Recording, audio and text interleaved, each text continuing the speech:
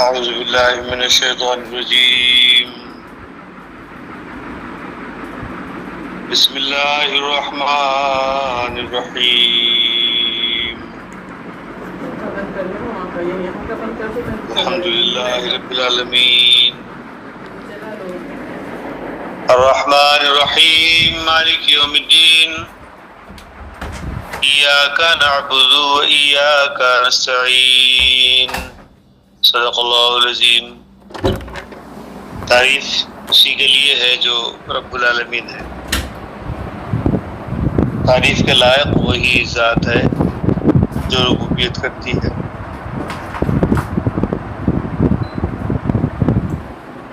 عالمین کی ہر اسٹیج کے اوپر، ہر عالم کی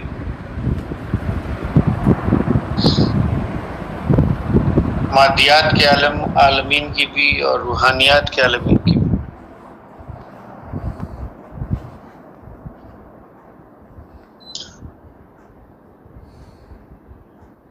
اور اس کی ربوبیت کا طریقہ جو ہے وہ یہی ہے کہ وہ رحمان بنتا ہے، بلا بدل بلا طلب دیتا ہے، عطا کرتا ہے، پھر اس کی تنظیم اور دیکھ بھال بھی کرتا ہے۔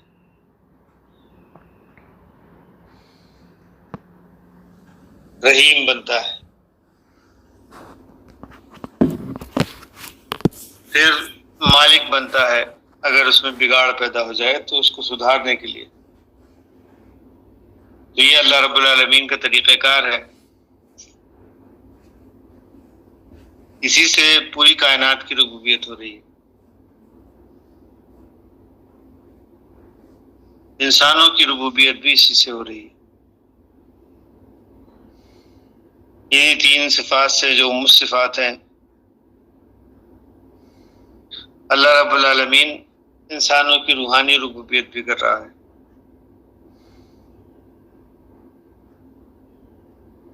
تو قرآن حکیم کو جو ہے وہ ہم روزانہ پڑھتے ہیں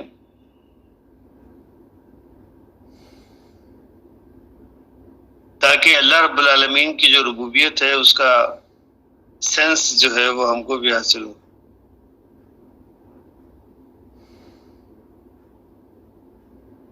اور وہ طریقہ کار جس سے اللہ رب العالمین ربوبیت کرتا ہے، وہ طریقہ کار ہم بھی اپنا اپنی زندگی میں، تاکہ ہماری زندگی جو ہے وہ کامیاب ہو۔ تو رب العالمین کی جتنی بھی صفات ہیں وہ دینے والی صفات ہیں، ان میں کوئی بھی صفت لینے والی نہیں ہے۔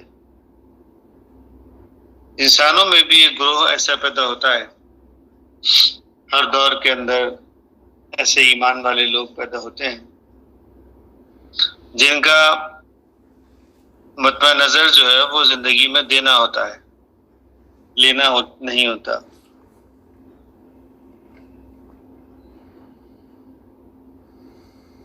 پھر اللہ ان کو ساری زندگی جو ہے وہ دینے والا ہی بناتا ہے۔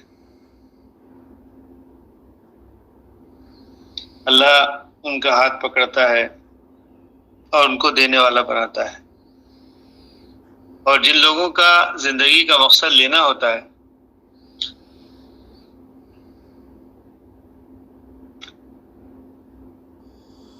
تو اللہ رب العالمین جو ہے وہ ان کو اسی حالت کے اندر رکھتا ہے، وہ ہمیشہ انسانوں کے اوپر ڈیپینڈنٹ ہوتے ہیں، وہ ہمیشہ لینے والے ہی بنے رہتے ہیں۔ تو رب العالمین جو ہے وہ ایسا طریقہ کار انسانوں کو سمجھاتا ہے یا بتلاتا ہے قرآن حکیم کے اندر، جس سے انسان جو ہے وہ دینے والے بنے۔ تو ایاک نعبد کا مفہوم یہی ہے کہ اللہ کی ہمرنگی کو جو ہے وہ اختیار کیا جائے۔ وہ صفات جو اللہ رب العالمین کی ہیں، جس کے ذریعے سے رب العالمین پوری طرح سے انسانوں کو اور تمام مخلوقات کو جو ہے وہ کنٹرول کرتا ہے، ایسی صفات جو ہے وہ انسانوں کے اندر پیدا ہوں، جن کے ذریعے سے انسان جو ہے وہ، جن کے ذریعے سے لوگ آپس میں محبت اور اتفاق کے ساتھ جو ہے وہ رہ سکیں، اتحاد اور یگانگی ان کے اندر پیدا ہو، وہ توحید پیدا ہو جس کا رب العالمین جو ہے وہ خود علمبردار ہے۔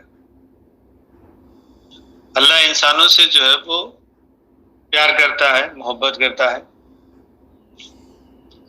اس لیے ان کو دینے کی فکر اس کے اوپر غالب رہتی ہے۔ ایسے ہی مومن بندے جو ہوتے ہیں وہ بھی انسانوں سے پیار کرتے ہیں اور ان کو دینے کی طلب جو ہے وہ ان کے اندر رہتی ہے۔ تو رب العالمین سے ہمیشہ دعا کرنی چاہیے کہ اللہ رب العالمین ہمیں اپنی طریقے کے اوپر قائم رکھے جس میں اللہ کی صفات جو ہے وہ ہمارے اندر پیدا ہوں، کیونکہ اللہ کی صفات ہی ایسی ہیں جو تعریف کے لائق ہیں۔ الحمدللہ رب العالمین، اللہ ہی ہے جو تعریف کے لائق ہے۔ یہ صفات جب انسانوں کے اندر پیدا ہوتی ہیں تو انسان بھی تعریف کے لائق بنتے ہیں۔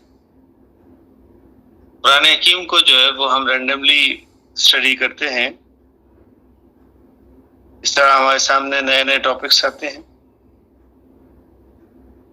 اور وہ طریقہ کار ہمارے سامنے آتا ہے جس کے ذریعے سے ہم بھی اپنی زندگی میں کامیاب ہو سکتے ہیں۔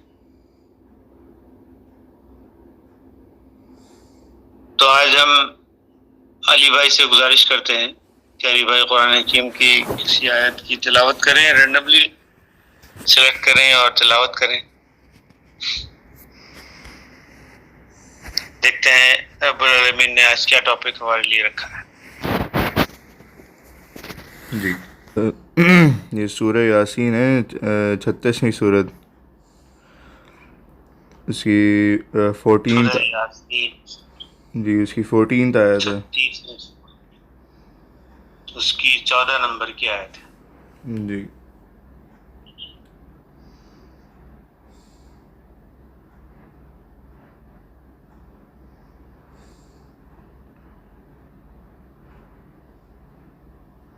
سورت نمبر کیا بتایا آپ نے؟ 36 یاسین 36، صحیح، 14 نمبر کی آیت ہے۔ جی جی پڑھیے گا جناب۔ اعوذ باللہ من الشیطان الرجیم، بسم اللہ الرحمن الرحیم۔ اذ ارسلنا الیہم اثنین فکذبوہما فعززنا بثالث فقالوا انا الیکم مرسلون۔ جب ہم نے ان کے پاس 2 کو بھیجا سو ان لوگوں نے دونوں کو جھٹلایا، پھر ہم نے تیسرے سے تائید کی سو ان تینوں نے کہا کہ ہم تمہارے پاس بھیجے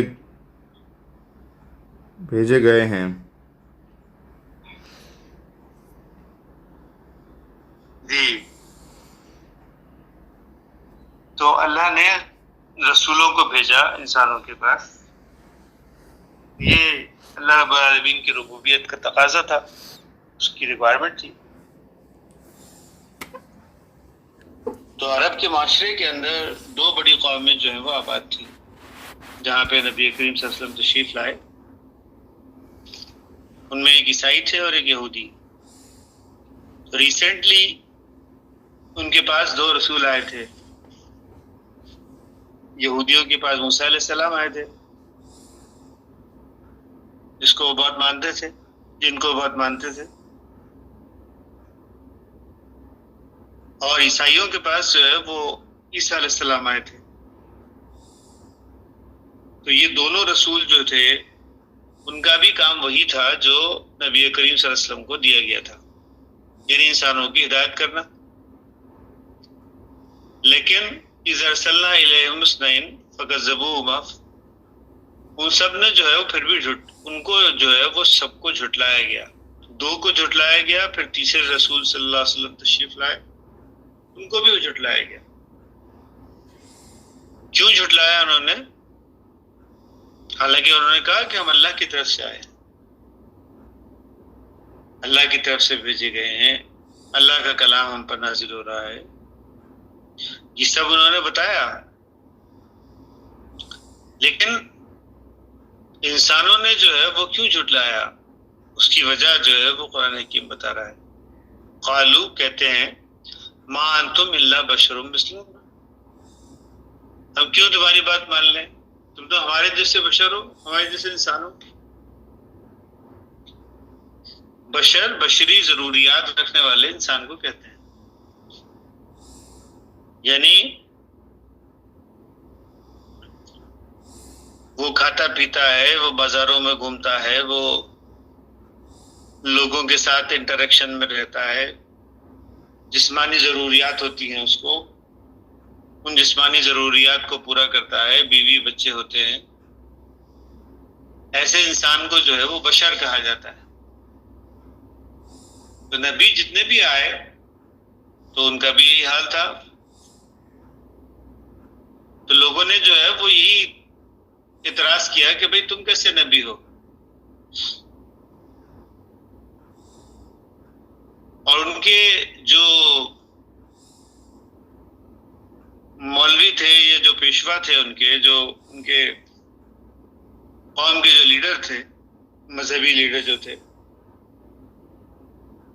انہوں نے جھوٹ باتیں جو ہیں وہ منسوب کر رکھی تھی. بڑے بڑے اپنے بزرگوں کو جو ہے وہ انہوں نے بڑھا چڑھا کے پیش کیا تھا. انہوں نے ایک عام انسان کے طور پر اپنے بزرگوں کو پیش نہیں کیا تھا. ان کے تعلق سے بے شمار معجزے جو ہیں وہ انہوں نے اٹیچ کر دیے تھے. یہ معجزات کو اور ایسی چیزوں کو ماننے سے جو ہے وہ ایک پرابلم یہ بھی ہوتا ہے کہ ہمیشہ جب کوئی اللہ والا ان کے درمیان میں آتا ہے، وہ سوچنے لگتے ہیں کہ دیکھو نبیوں کو تو معجزے دیے گئے تھے، یہ اللہ والے اس کو کیوں نہیں دیے گئے. اس کا مطلب یہ ہے کہ یہ اللہ کی طرف سے فرستادہ نہیں ہے، اللہ کی طرف سے بھیجا ہوا نہیں ہے. یہ ایک سوچ جو ہے وہ انسانوں کے اندر پیدا کر دی جاتی ہے باقاعدہ. عیسیٰ علیہ السلام کو خدا کا بیٹا بنا دیتے ہیں اور اتنا بڑھ چڑھ کر بتا دیتے ہیں اور ان کے تعلق سے اتنے معجزات منسوب کر دیتے ہیں کہ اس کے بعد پھر کبھی انسان جو ہے وہ اچھائی کی دنیا کی طرف آ نہیں پاتے. ان کا مقصد جو ہے وہ بس انسان کی پوجا رہ جاتا ہے. یعنی ایک ایسا انسان جو عام انسانوں سے ہٹ کر ہے، جو عام انسانوں سے بلند ہے، جس کے پیچھے کبھی چلا نہیں جا سکتا. چلا تو اس کے پیچھے جائے گا نا جو عام انسانوں جیسا ہو، جس نے کوئی عمل جو ہے وہ ایسا پیش کیا ہو جو عام انسان جو ہے اس کو کر سکتے ہوں. لیکن نبیوں کے تعلق سے تو معجزات منسوب کر دیے. پھر کیسے چلے گا کوئی ان کے پیچھے؟ وہ معجزے ہم کو اپنی لائف میں جو ہے وہ کبھی نظر نہیں آتے. اس لیے نبی کریم صلی اللہ علیہ وسلم نے فرمایا کہ قرآن حکیم جو ہے وہ میرا معجزہ ہے اور میرے پاس کوئی معجزہ نہیں ہے.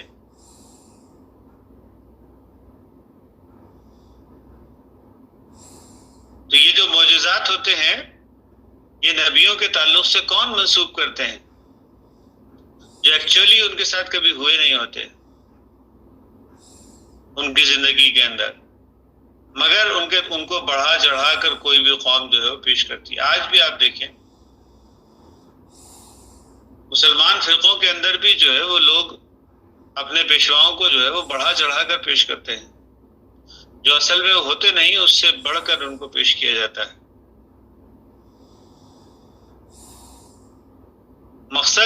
مقصد جو ہے وہ بس پوجا پاٹ رہ جاتا ہے. مقصد ان کی زندگی کے اوپر عمل کرنا نہیں ہوتا. ان کو بڑھا چڑھا کر اسی لیے پیش کیا جاتا ہے کہ بس ایک پوجا کے لیے رہے. بس وہ جو بزرگ ایسے تھے، یوں تھے، ان کے ایسے اشارہ کرتے تھے تو یوں ہو جاتا تھا، اور فلاں آسمان میں اڑ جاتے تھے، فلاں زمین کے اندر چلے جاتے تھے۔ یہ مختلف معجزات جو ہیں وہ اسی لیے منسوخ کیے جاتے ہیں تاکہ انسان جو ہے وہ ان کے اوپر چل ہی نہ سکے، ان کی ویلیو، ان کو اپنی زندگی کا جو ہے وہ اپنی زندگی کا جو طریقہ کار ہے وہ ان کی زندگی کے مطابق ڈھال نہ سکیں۔ یہ ظلم جو ہے وہ کون کرتے ہیں؟ یہ بعد کے آنے والے لوگ جو ہیں وہ کرتے ہیں، اور خاص طور پہ وہ پیشوا جو اس قوم کے ہوتے ہیں۔ اور یہ کام جو ہے وہ ہر دور کے اندر کیا گیا ہے، آج بھی یہی کیا جاتا ہے۔ لیکن قرآن حکیم جو ہے وہ نبی کریم صلی اللہ علیہ وسلم کو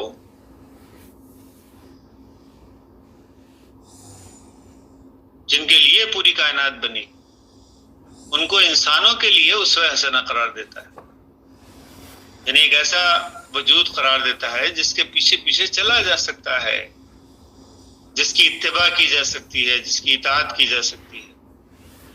ایسا وجود جو ہے وہ نبیوں کا وجود ہوتا ہے ہر دور کے اندر، اور ایسا وجود جو ہے وہ اللہ والوں کا وجود ہوتا ہے جن کے پیچھے چلا جا سکتا ہے، لوگ جن کی جو ہے وہ طریقے کو فالو کر سکتے ہیں۔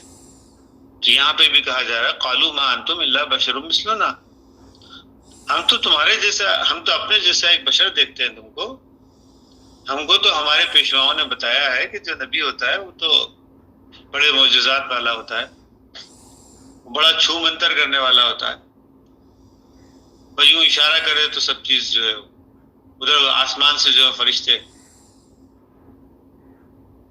تو اگر تم سچے ہو تو آسمان سے فرشتے نازل کر کے دکھاؤ ذرا۔ قرآن حکیم جو ہے وہ ان کے سٹیٹمنٹس جو ہے وہ یہاں پہ کوٹ کرتا ہے۔ پھر اس کے جواب میں کیا ہوتا ہے؟ پھر اس کی بات نہیں مانتے، بولتے تم ہمارے جیسے انسان، ہم تمہاری بات کیوں مانیں؟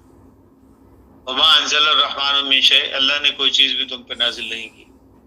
ان انتم الا تکذبون، تم جو ہے وہ جو کچھ بھی بولتے ہو وہ سب جھوٹ ہے۔ یہ قرآن حکیم جو ہے یہ فرما رہا ہے کہ بعد کے آنے والے لوگ جو ہیں وہ نبیوں کے تعلق سے ایسی چیزیں منسوخ کر دیتے ہیں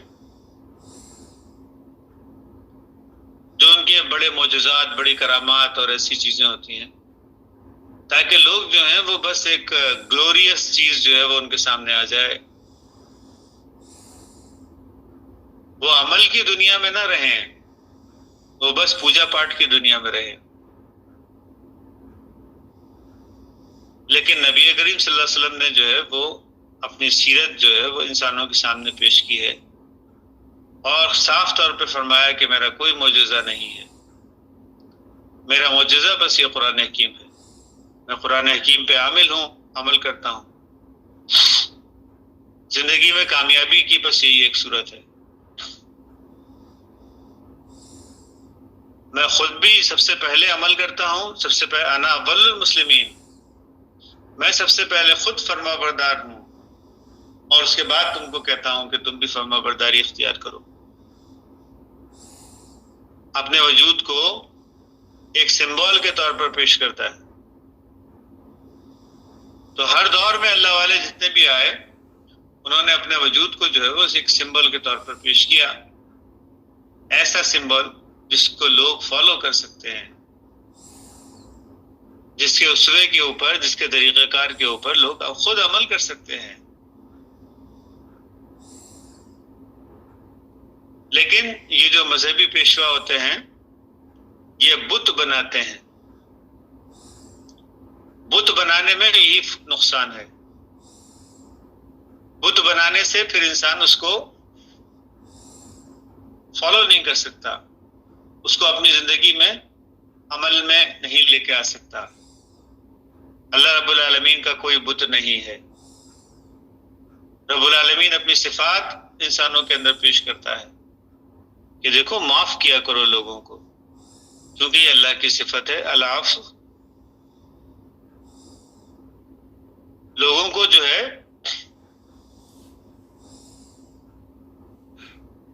وہ درگزر کیا کرو ان کی باتوں کے اوپر جو ہے وہ، کیونکہ یہ اللہ کی صفت ہے. لوگوں کو جو ہے وہ مطلب سچ بات کہا کرو، حق بات کہا کرو، کیونکہ اللہ کی صفت ہے. الحق اللہ کی صفت ہے. صاف سیدھی راست بازی اختیار کرو کیونکہ اللہ کی صفت ہے. اللہ اپنی صفات کو جو ہے وہ انسانوں کے سامنے پیش کرتا ہے تاکہ انسان ان اچھی صفات کو جو ہے وہ اپنائے. صبغۃ اللہ التی ومن احسن من اللہ صبغہ ونحن له عابدون. اللہ کا رنگ اختیار کرو. تو اللہ رب العالمین جو ہے وہ کوئی بت نہیں بناتا کہ بس اس کی پوجا کرتے رہو. اللہ رب العالمین اپنی ذات کو انسانوں کے سامنے پیش کرتا ہے تاکہ انسان خود بھی ان صفات کو اپنائے، ان اچھی صفات کو اپنائے. اسی کو عبادت کہتے ہیں. ہم رنگی اختیار کرنے کو ہی عبادت کہتے ہیں. تو یہاں پہ ابھی ہم ختم کرتے ہیں. بارک اللہ لنا ولکم فی القرآن العظیم ونفعنا وإياكم بالآيات والذکر الحکیم انہ تعالی جوادا کریما رؤوف رحیم وربا حلیم. اس پہ کوئی سوال ہو تو ہم لے سکتے ہیں. آمین ثم آمین. جزاک اللہ.